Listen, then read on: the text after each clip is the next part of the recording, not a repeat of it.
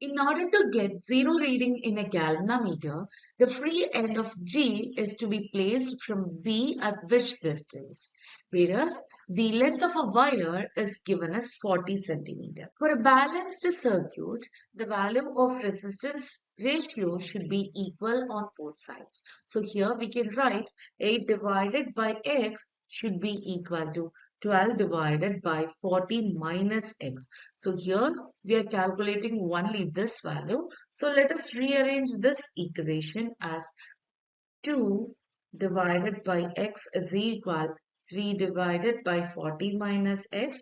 Again, it can be written as 80 minus 2X is equal 3X. Again, this can be written as 5X is equal 80. From this, we can write X is equal to 16 centimeter. But the question is from B. So here we have to calculate 40 minus 16, which will be equal to 24 centimeter. So the correct answer for this question is option D.